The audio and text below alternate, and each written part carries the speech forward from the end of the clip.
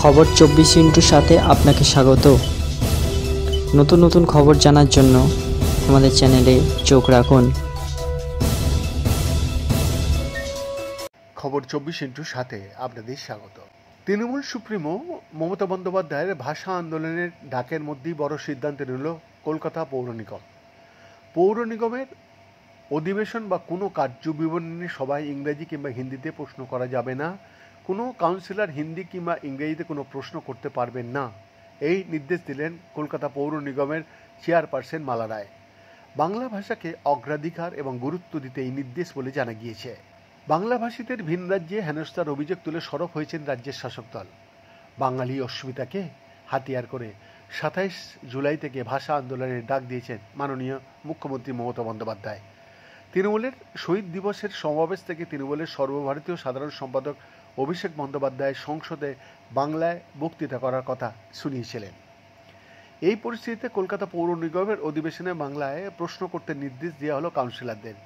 যেভাবে বাংলাভাষীদের ভিন রাজ্যে হেনস্থা করা হচ্ছে এবং বাংলার বিরুদ্ধে আবহাওয়া তৈরি করা হচ্ছে, তার প্রতিবাদ স্বরূপ এই সিদ্ধান্ত বলে জানিয়েছেন পৌর নিগমের চেয়ারপারসন মালা রায়। তিনি বলেন, এমনিতেই আমাদের পৌর নিগমের অধিবেশনে বেশিরভাগ বাংলাতেই প্রশ্ন হয়।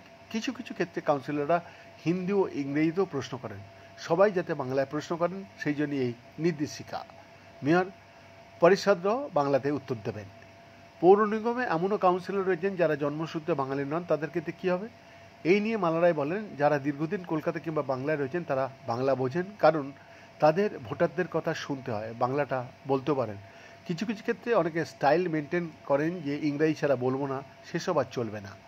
অধিবেশন কক্ষে বাংলা ভাষাটাই তো প্রথম হওয়া উচিত। কলকাতা পৌর নিগম প্রথম এমন সিদ্ধান্ত নিল জানিয়ে তিনি আশা প্রকাশ করেন আগামী দিনে বিধানসভায়ও এই সিদ্ধান্ত নেওয়া হবে। এই নিয়ে তৃণমূলকে আক্রমণ করে বিজেপি কাউন্সিলর সজল ঘোষ বলছেন, 8,000 বাংলা মিডিয়াম স্কুল তুলে দিয়ে 20,000 বাংলা মদের দোকান চালু করে এখন বাঙালিকে সবার ওপরে রেখেছেন। আসলে ভাষার নামে রাজ্যকে ভাগ করার চক্রান্ত চলছে। আজকে পৌর নিগমের ক্ষেত্রেও সেটা দেখা যাচ্ছে। 2018 সালে উত্তর দিনাজপুরের দাড়িভিটে 2 ছাত্রের মৃত্যুর ঘটনার উল্লেখ করে তিনি বলেছেন, ভাষাকে ভালোবাসতে হলে দাড়িভিটে মৃত 2 যুবকের মূর্তি বানান। কারা?